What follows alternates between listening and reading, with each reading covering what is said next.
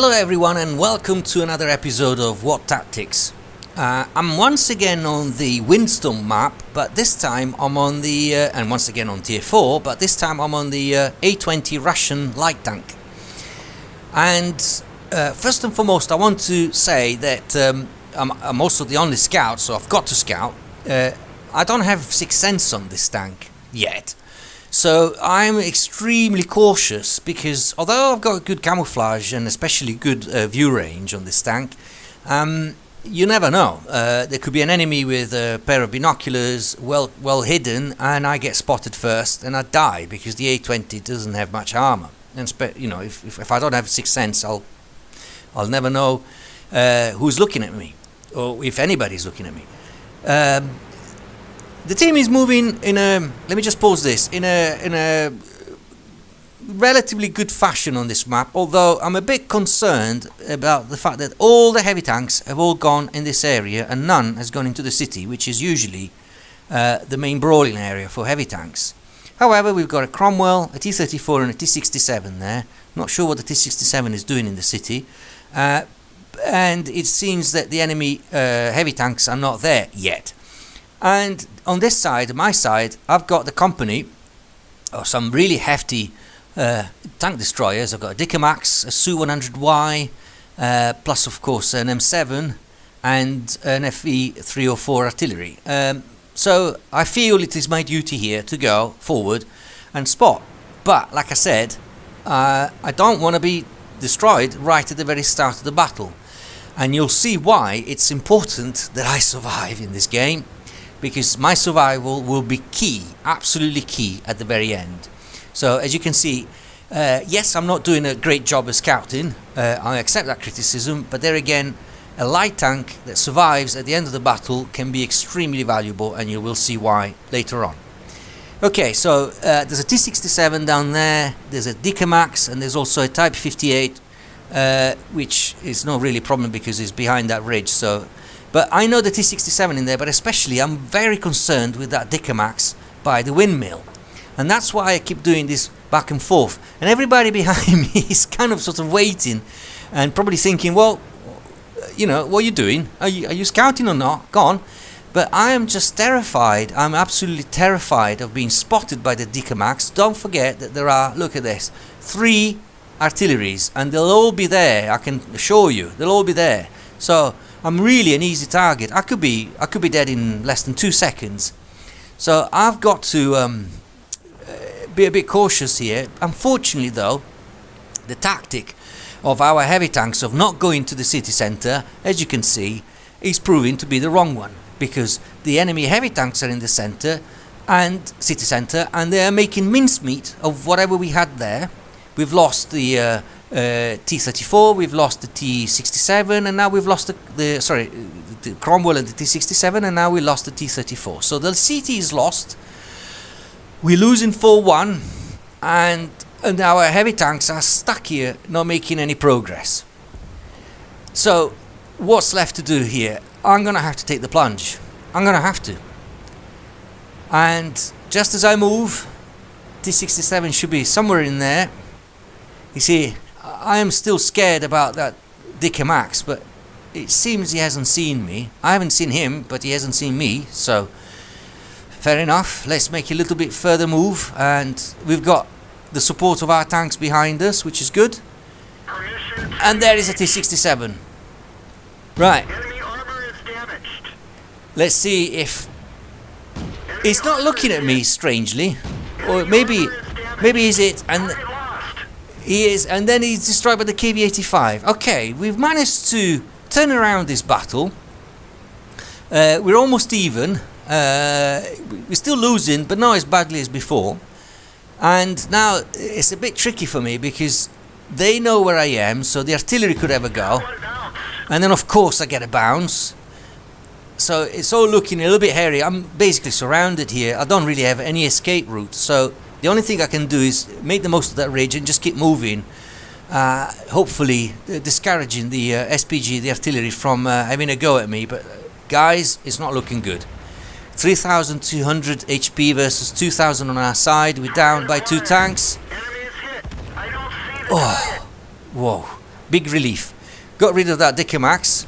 Now that's good because there's probably nothing else between me and the enemy base. So if I can keep that Type T-34 in view, it doesn't seem to be a particularly good player. I just don't seem to hit it either, but I'm not going to risk standing still to take a better aim. He then gets destroyed by the Dickimax. And look at this. We've got a clear way at the base. Let me just pause a second. Let's just take stock of the situation. The entire south side is lost, but we hold the north side. We've got decent defense at the base, and I think that Su-100Y has done a very wise thing. Instead of following us on the push to the base, he's decided to stay back at the base and get rid of any enemy that tries to approach in that direction.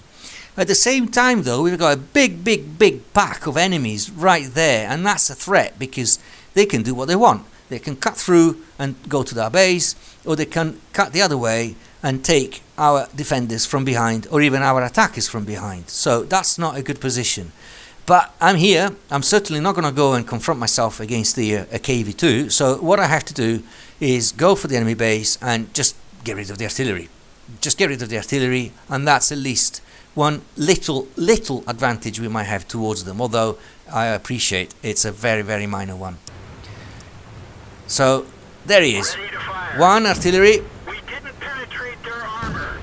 Enemy armor is damaged. So far so good, apart from damage. Oh wow. Oh no, oh no, oh no. Didn't go through. Wow, we managed to Enemy armor is go on, damaged. kick. Good, keep going. Penetrate their armor. You see, this is the problem Penetration. with the A-20. They're knocked down. It doesn't always penetrate, not even the artillery. Target acquired. Now I use that dead artillery as protection. Enemy armor is hit. Keep moving. One fire. Enemy Perfect. armor is damaged. Excellent. Target lost. Excellent. Okay, only one artillery left. I don't know where that is. It's the FV-304, so he will have moved away. So I'm gonna try and see if I can cut it off, and there it is. Acquired. Keep moving. He cannot hit me. And however, I have to be careful because he's not moving, so he knows I'm coming, and I bet you he's there waiting for me to pop up from behind this little ridge and blast me in the face. So I'm gonna have to do a little bit of proxy spotting here. Just very cautiously coming up. Oi? Where is he? Where is he gone? Oh, you! Oh no. Ready to fire. And I should have aimed better, but he's just too fast. I just can't hit him, and at the same time somebody's capturing our base. Well, all I can hope to do, I'm not going to go back and try and reset. Where'd they go? All I can do is see if I can help our artillery and spot this R44, but our artillery cannot do anything because it's engaged against the Panzer IV-H. So this is a bit hairy, the situation. It's still open to all sorts of results. Oh no. Now the Panzer IV-H has destroyed our last artillery, and I think at this point, well, I don't think we're going to win this game. And I think, well, the best thing perhaps is to go for base capture using that rock that you see here. There's a good position just behind there. You can do a base capture there, and at the same time, hopefully I can keep that enemy heavy tank lit up, and maybe, just maybe, the M7 or the Su-100Y, if he survives, might be able to deal some damage. Actually, it might, because the Su-100Y destroys the Panzer IV-H, so now it's actually 3 versus 2. So that's not a bad situation. I actually delivered a little bit of damage there, but I don't have 6th sense, so I don't know if I've been spotted or not, so I just take a bit more of a protected position, start my base capture, and basically rely on the M7 and especially the Su-100Y to deal a bit of damage to this heavy tank. And at the same time just hoping that the FV-304 doesn't make it back from behind, just behind my back, which would be a very easy kill for him. That's why I request help, and all we have to do now is just sit here and wait for the enemy to show up, and he does. So what we can do here is perhaps track him, and that's precisely what I'll be trying to do. Aim at the tracks. Oh, Didn't penetrate their he moved. armor. We didn't even One more. Come on. That's it. That's exactly what I wanted to do. Brilliant. I also avoid his return fire, but that's what I wanted to do. I wanted to track him to make it easy for my teammates to hunt down on him. I'm just waiting for the right moment. I know. Oh, he's still looking at me. Oh my God, I didn't expect that. But the M7 is doing a good job. Hey, mate. Yes, he destroyed him. Brilliant, excellent. Now we've only got the FV304, and I'm capping the base. I still have a little bit of HP, although oh no, the FV304 got the M7. Oh dear. But only a few seconds to go. If it doesn't come up from behind me, we're through. Yes. 2 seconds, 1 second, done. And guess what? By winning this battle with a base capture, not only have I obtained Invader medal, not only have I obtained Ace Tanker on the A-20, of which I'm very pleased, but I've also got my Leclerc first class medal.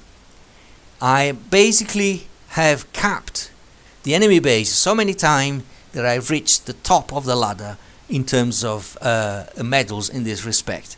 So I'm very, very pleased with this game, extremely pleased, and it just shows to you, as I said at the beginning, how important it is and how crucial it can be at the end of the battle when you have a surviving light tank. It can make all the difference. I was able to spot this artillery, destroy some of it, or at least deal damage to it.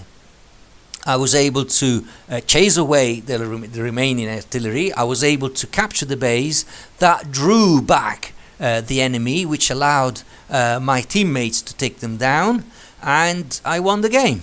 Well, practically won the game. So that just shows to you how important it is as a light tank, not just to spot and scout, but to survive.